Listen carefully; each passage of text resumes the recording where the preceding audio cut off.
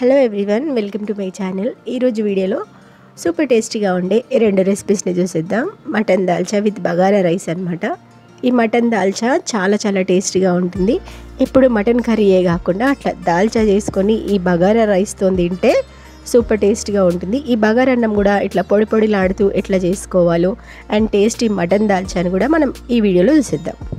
ఈ మటన్ దాల్చాకి మెయిన్గా ఇట్లా సీనకూరని తెచ్చుకోవాలి. అంటే బోన్స్ అనేటివి కొంచెం మెత్తగా ఉంటాయి అనమాట. దాన్ని సీనకూర అంటారు, సీనా మటన్ అనమాట. అది తర్వాత ఇట్లా భోజ్వార్ మసాలా, హోల్ గరం మసాలా అనమాట. తర్వాత ఒక గ్లాస్ కందిపప్పుకి హాఫ్ గ్లాస్ శనగపప్పుని వేసి అట్లా ఉడకబెట్టుకోవాలి. ఉడకబెట్టిన దాంట్లో చింతపండు వాటర్ కూడా పోసేసుకోవాలన్నమాట. మనం దాన్ని రెడీగా పక్కన పెట్టేసుకోవాలి. అదంతా ప్రాసెస్ ఎక్కువైతుందని నేను ఇట్లా చేసి పెట్టేసినాను. దాంట్లోకి ఉల్లిగడ్డలు, పచ్చిమిర్చి అండ్ పుదీనా, కొత్తిమీర కూడా అట్లా మంచిగా శుభ్రంగా వాష్ చేసి కట్ చేసి పెట్టేసుకోవాలి. తర్వాత స్టవ్ మీద ఒక కుక్కర్ని పెట్టేసి ఆయిల్ పోసుకోవాలి. తగినంత పోసేసుకున్న తర్వాత హోల్ గరం మసాలా వేసేసుకొని ఆనియన్స్ కూడా వేసేసుకోవాలి. పచ్చిమిర్చిని కూడా వేసేసుకొని అవి కొంచెం వేగిన తర్వాత అల్లం ఎల్లిగడ్డ పేస్ట్ కూడా వేసేసుకోవాలన్నమాట. చూస్తున్నారు కదా, ఫ్రెష్ అల్లం ఎల్లిగడ్డ పేస్ట్ ఇంకా పసుపు కూడా వేసేసుకొని అదే ఆయిల్లో మగ్గించుకోవాలి. తర్వాత మంచిగా శుభ్రంగా కడిగి పెట్టుకున్న ఈ సీనా మటన్ ఉంది కదా, దాన్ని కూడా వేసేసుకొని పుదీనా వేసుకోవాలి. కొంచెం పుదీనా వేసేసుకొని మంచిగా కలిపేసుకోవాలి. అది కొంచెం మగ్గిపోవాలన్నమాట. ఇట్లా కొంచెం వాటర్ అంతా ఎనికిన తర్వాత దాంట్లో కారం వేసేసుకోవాలి, ఒక 2 స్పూన్స్ వరకు. తర్వాత ధనియాల పొడి ఇంకా గరం మసాలా కూడా వేసేసుకోవాలి. సాల్ట్ కూడా ఇప్పుడే వేసేసుకొని 2-3 టమాటాలు కూడా కట్ చేసి వేసేసుకోవాలి. టమాటాలు వేసిన తర్వాత మంచిగా కలిపేసి కుక్కర్ మూతను పెట్టేసేయాలి. అది ఇంకా కొంచెం మగ్గాలన్నమాట, మసాలాలన్నీ ముక్కలకు పట్టేటట్టు. సో అట్లా ఒక 5 నిమిషాలు మగ్గిచ్చేస్తే సరిపోతుంది. ఇట్లా ఉడికిన తర్వాత ఇప్పుడు వాటర్ యాడ్ చేసుకోవాలి. ఒక 2 గ్లాస్ వాటర్ పోసేసుకొని కుక్కర్ మూత పెట్టేసి మనం ఉడికించుకోవాలన్నమాట. ఒక 5-6 విజిల్స్ వస్తే మటన్ అనేది మంచిగా ఉడికిపోతుంది.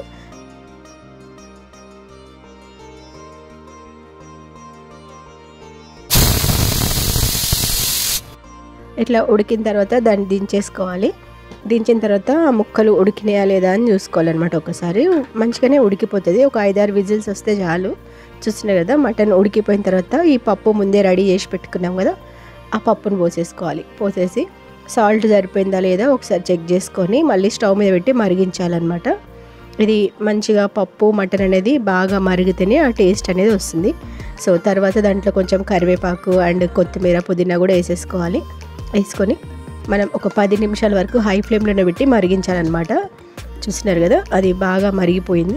ఇట్లా మరిగిపోయిన ఈ దాల్చాన్ని పక్కకు పెట్టేసి దాన్ని మనం ఇప్పుడు తాలింపు కూడా పెట్టుకోవాలన్నమాట. ఇట్లా తాలింపు పెడితే టేస్ట్ అనేది ఇంకా మంచిగా ఉంటుంది అనమాట. ఒకవేళ తాలింపు ఇష్టం లేకపోతే స్కిప్ చేసేయచ్చు, కానీ తాలింపు పెడితేనే మంచిగా ఉంటుంది. చూస్తున్నారు కదా, మంచి ఫ్లేవర్ పప్పు అండ్ మటన్ కలిపి ఇట్లా దాల్చా చేసేసుకోండి, సూపర్ టేస్టీగా ఉంటుంది. దీని కాంబినేషన్లో ఎప్పుడు వేసినా బగారా అన్నమే వేసుకోవాలి, అప్పుడు ఇంకా బాగుంటుంది అనమాట. చిన్న ఫంక్షన్స్ అయినా గెట్ టుగెదర్ అట్లా పార్టీస్ ఏదైనా అయినప్పుడు మటన్ దాల్చా చేసేయండి, సూపర్ టేస్టీగా ఉంటుంది. నెక్స్ట్ బగారన్నం చేసుకోవడం చూద్దాం. ఈ బగారన్నం నార్మల్ రైస్ కంటే ఇట్లా బాస్మతి రైస్తో చేసుకుంటే చాలా బాగుంటుంది. కొంచెం స్పెషల్గా ఉంటుంది అనమాట. బగారన్నం బిర్యానీ టేస్ట్లా ఉంటుంది అనమాట. సో ఈ బగారన్నం చేసుకోనికైతే ఇక్కడ మనం బాస్మతి రైస్ని ఫస్ట్ ఒకసారి కడిగేసుకొని అట్లా నానబెట్టేసుకోవాలి. ఒక 10-15 నిమిషాలు నానబెడితే చాలు. ఇట్లా నానబెట్టుకుంటే ఏమవుతుందంటే ఆ రైస్ అనేది కొంచెం డబల్ క్వాంటిటీలోకి వచ్చేస్తుంది అనమాట. రైస్ పొడుగా వస్తుంది మనకి, వండుకున్నప్పుడు మంచిగా ఉడుకుతుంది కూడా. తర్వాత స్టవ్ మీద ఒక గిన్నె పెట్టేసుకోవాలి. ఇట్లా వెడల్పాటి గిన్నె పెట్టుకొని దాంట్లోనే బగారన్నం వండుకోవాలన్నమాట. దాంట్లో ఆయిల్ పోసేసుకొని హోల్ గరం మసాలా కూడా వేసేసుకోవాలి. వేసుకున్న తర్వాత సన్నగా కట్ చేసుకున్న ఆనియన్స్ అండ్ పచ్చిమిర్చి వేసుకోవాలి. క్యారెట్ ఆప్షనల్ ఉంటే వేసుకోవచ్చు, కలర్ఫుల్గా బాగుంటుంది అని చెప్పి క్యారెట్ కూడా వేసిన అనమాట. సో ఆ క్యారెట్ వేసుకోకపోయినా ఏం కాదు. వేసుకొని తర్వాత అల్లం ఎల్లిగడ్డ పేస్ట్ కూడా వేసేసుకోవాలి. అది కొంచెం ఇట్లా మగ్గించుకోవాలన్నమాట. అల్లం ఎల్లిగడ్డ పేస్ట్ ఆ రైస్కి చాలా మంచి ఫ్లేవర్ వస్తుంది. తర్వాత కొత్తిమీర ఇంకా పుదీనాను కూడా వేసేసుకోవాలి. తర్వాత దీంట్లోకి ఆ రైస్ పొడిలాడుతూ రావాలంటే చిన్న టిప్ అనమాట ఇది, పెరుగును వేసేసుకోవాలి. అట్లా పెరుగు కొంచెం వేసేసుకొని దాన్ని కూడా కలిపేసుకొని దీంట్లోకి వాటర్ యాడ్ చేసుకోవాలి. ఇక్కడ 2 గ్లాసుల బియ్యానికి 4 గ్లాసుల వాటర్ పోసుకోవాలి. అయితే ఇక్కడ నానబెట్టినాం కాబట్టి 3.5 గ్లాసుల నీళ్ళే పోస్తున్నాను నేను. సో అట్లా పోసేసుకొని దాంట్లో తగినంత సాల్ట్ కూడా వేసేసుకొని మూత పెట్టేసి ఆ నీళ్ళు మరిగిన తర్వాత మనం కడిగి పెట్టుకున్న బియ్యం వేసేసుకోవాలి. ఈ రైస్ నానబెట్టిన రైస్ కాబట్టి అది వేసిన తర్వాత వెంటనే ఉడికిపోతుంది అనమాట. ఇంకా ఒక 5 మినిట్స్లోనే అయిపోతుంది. మనం అక్కడ దగ్గరనే ఉండాలి. అట్లా కొంచెం ఉడుకుతున్నప్పుడు కొంచెం నిమ్మకాయ రసం కూడా పిండుకోవాలి. దానివల్ల ఏంటంటే మెతుకు అనేది మంచిగా తెల్లగా వస్తుంది, ఇంకా పొడి పొడిలాడుతూ వస్తుంది అనమాట రైస్ అనేది. అట్లా ఒక 90% వాటర్ అంతా ఇనికిపోయిన తర్వాత పైనుంచి కొంచెం నెయ్యిని యాడ్ చేసుకోవాలి. ఫ్లేవర్ మంచిగా ఉంటుంది. బాస్మతి రైస్ అంటేనే ఆల్రెడీ ఫ్లేవర్ బాగుంటుంది. ఇంకా దాంట్లో నెయ్యి, స్పైసెస్ అన్నీ యాడ్ చేయడం వల్ల మనకు బిర్యానీ ఫ్లేవర్ అయితే వచ్చేసి అనమాట.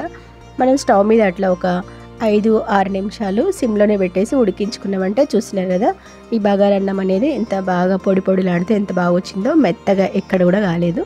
బిర్యానీ రైస్ టైపే వచ్చిందనమాట. చూస్తున్నారు కదా. సో ఈ టిప్స్ పాటిస్తూ మీరు కూడా ఇట్లా బగారన్నం తీసుకోండి విత్ మటన్ దాల్చా. సూపర్ టేస్టీగా ఉంటుంది. ఈ బగారన్నం అండ్ మటన్ దాల్చా రెసిపీ మీకు నచ్చినట్లయితే తప్పకుండా మీరు కూడా ట్రై చేయండి. అండ్ ఫస్ట్ టైం నా ఛానల్ని చూసిన వాళ్ళు సబ్స్క్రైబ్ కూడా చేసుకోండి, లైక్ చేసి షేర్ చేసేయండి. Thank you for watching. Bye bye.